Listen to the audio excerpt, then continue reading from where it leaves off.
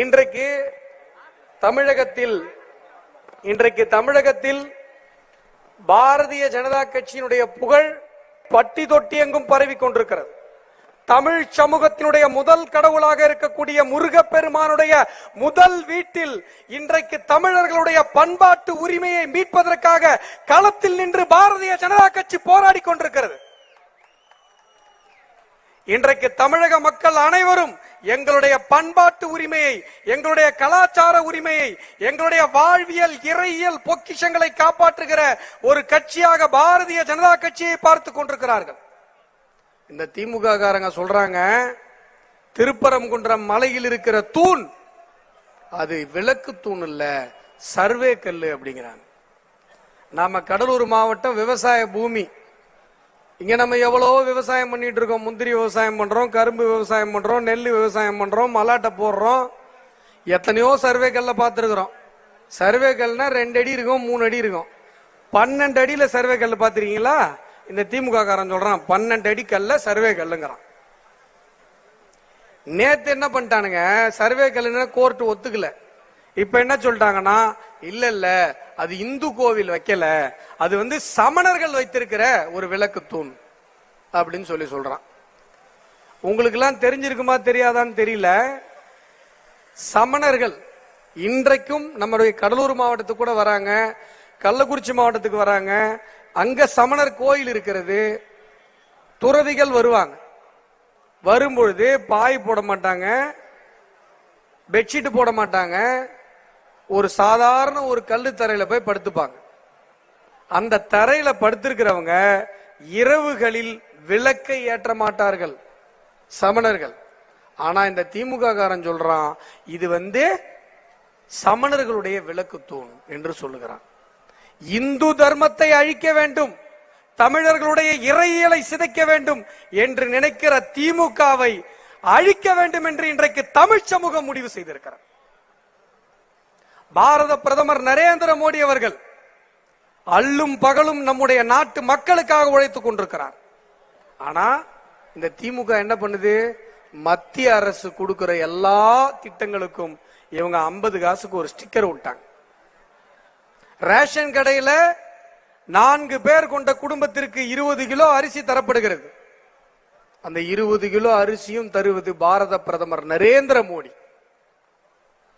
நம்ம வீடு கட்டுறதுக்கு 2,69,000 ரூபாய் பிரதான் மந்திரி ஆவாஸ் யோஜனா மத்திய அரசாங்கத்தினுடைய திட்டம். நம்முடைய உள்ளாட்சிகளில் நடக்கிற அத்துணை திட்டங்களும் பாரத பிரதமர் நரேந்திர மோடி அவர்கள் கொடுக்கிற பணத்தில் நடந்து கொண்டிருக்கிறது. இன்றைக்கு திமுக அனைத்து மகளிருக்கும் 1000 ரூபாய் மாதம் தருகிறேன் என்று சொல்லிட்டு 2.5 வருஷம் தராம 2.5 கோடி பேருக்கு தரேன்னு சொல்லிட்டு 1 கோடி பேருக்கு தந்தாங்க.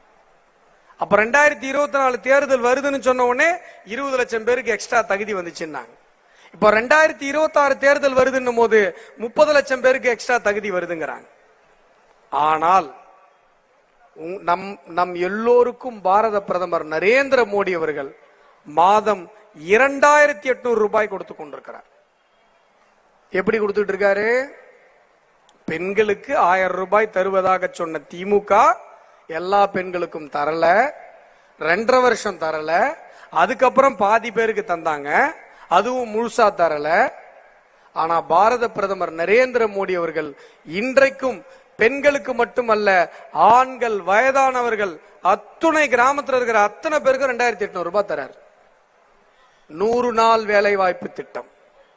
100 நாள் வேலை வாய்ப்புல நமக்கு தர்ற பணம் பாரத பிரதமர் நரேந்திர மோடி அவர்கள் தருகிற பணம். 336 ரூபாய் ஒரு நாளைக்கு கூலி. ஒரு வருடத்திற்கு 100 நாட்கள் 33,600 ரூபாய். ஒரு மாதத்திற்கு 2800 ரூபாய் பாரத பிரதமர் நரேந்திர மோடி அவர்கள் கொடுக்கிறார். அந்த அக்கா கேக்குறாங்க, அந்த பணம் எங்களுக்கு முழுசா வரமாட்டேங்குது அப்படின்றாங்க.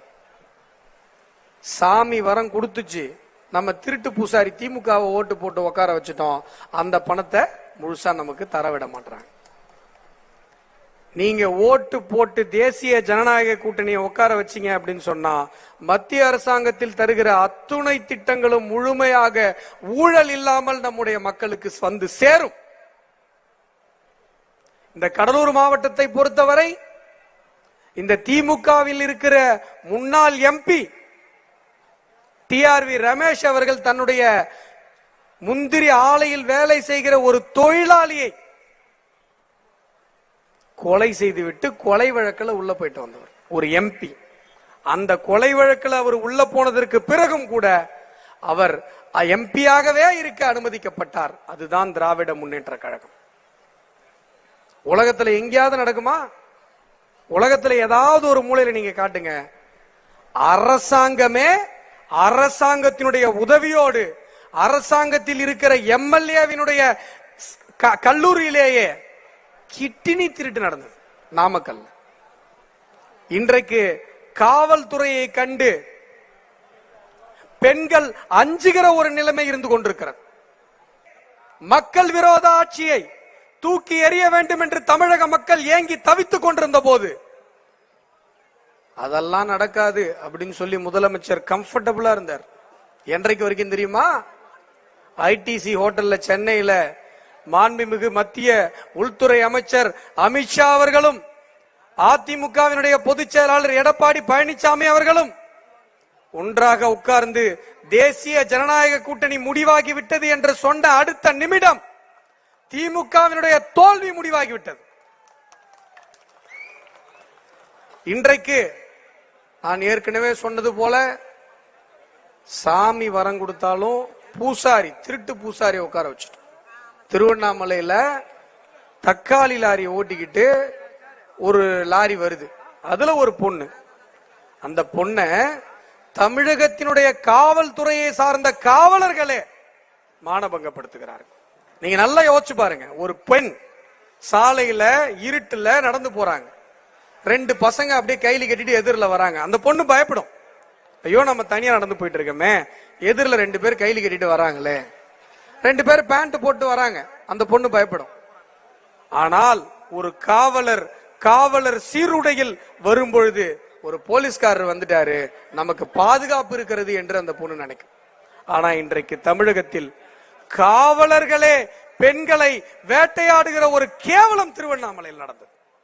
அது நடந்து ஒரே மாதத்திற்குள்ளாக திண்டிவனத்துல இன்னொரு போலீஸ் போக்சோ ஆக்ட்ல உள்ள போறாங்க. இப்படிப்பட்ட ஒரு மோசமான ஒரு சூழ்நிலையை தமிழகம் இதுவரை சந்தித்ததே கிடையாது. இன்றைக்கு இருக்கிற இந்த தீய ஆட்சி, இந்த மோசமான ஒரு ஆட்சி நம்ம கடலூர் மாவட்டத்தில் 2021 ஆண்டுக்கு முன்பாக இவ்வளவு கஞ்சா பரவலை நாம பார்த்திருக்கோமா? கள்ளக்குறிச்சியில கள்ளச்சாராயத்திற்கு 66 உயிர்கள் பணியானது. ஆனா இன்றைக்கும் அந்த பகுதியில் கள்ளச்சாராயம் கிடைத்துக் கொண்டிருக்கிறது. அந்த கள்ளச்சாராய வழக்கில் கைதானவர்கள் திமுக காரங்க. அங்கேயாவது கைது ஆனாங்க. ஆனா இப்பொழுது வரை கிட்னியை திருடிவிட்டு திமுகவினர் நாமக்கல் பகுதியில் கைதாமகாமல் ஊர் சுத்தி கொண்டிருக்கிறார். இன்றைக்கு KN நேரு அவர்கள் இன்ஜினியரிங் முடிச்சுட்டு ஒரு மனுஷன் +2 வரைக்கும் படிக்கிறதுக்கு எவ்வளவு கஷ்டப்படுறோம். ஒரு வருஷத்துக்கு 1 லட்சம் ரூபாய் செலவு பண்றோம் நம்ம பசங்களை படிக்க வைக்கிறது. 12ஆம் கிளாஸ் வரைக்கும் படிக்க வச்சு அதுக்கப்புறம் இன்ஜினியரிங் முடிச்சு இன்ஜினியரிங்ல போய் அண்ணா யூனிவர்சிட்டியில ஒரு எக்ஸாம் வைக்கிறாங்க. அந்த எக்ஸாம் எழுதி நான் வேலைக்கு போயிடலான்னு ஒரு இளைஞன் போய் எக்ஸாம் எழுதுறான். ஆனா திமுகவினுடைய அமைச்சர் ஒரு போஸ்டிங்க்கு 35 லட்சம் ரூபாய் லஞ்சம் வாங்கிட்டு எக்ஸாம்ல மெரிட்ல பாஸ் பண்ண மாணவர்களை விட்டுட்டு அந்த 35 லட்சம் ரூபாய் லஞ்சத்தை வாங்கிட்டு அந்த வேலையை போட்டு கொடுத்திருக்காரு. இன்றைக்கு அந்த ஊழல் வழக்கை திமுகவினுடைய அமைச்சர் KN நேரு அவர்கள் எதிர்கொண்டு கொண்டிருக்கிறார்.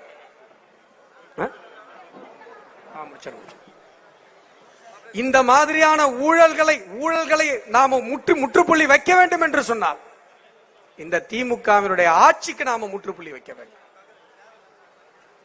நீங்க நன்றாக சிந்தித்து பார்க்க வேண்டும்.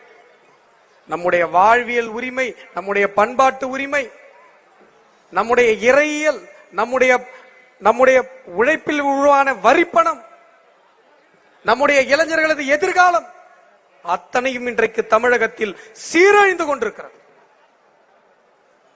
இந்த நிலை இன்றைக்கு முற்றுப்புள்ளி வைக்கப்பட வேண்டும் என்று சொன்னால் தமிழகத்தினுடைய மக்களுக்கு வாழ்வு நல்வாழ்வு மலர வேண்டும் என்று சொன்னால் தேசிய ஜனநாயக கூட்டணி தமிழகத்தில் ஆட்சி அமைக்க வேண்டும். அதற்கு நாம் ஒவ்வொருவரும் இந்த நேரத்தில் உறுதியெடுக்க வேண்டும் என்று சொல்லி வார்த்தைகளை நிறைவு செய்கிறேன். நன்றி, வணக்கம்.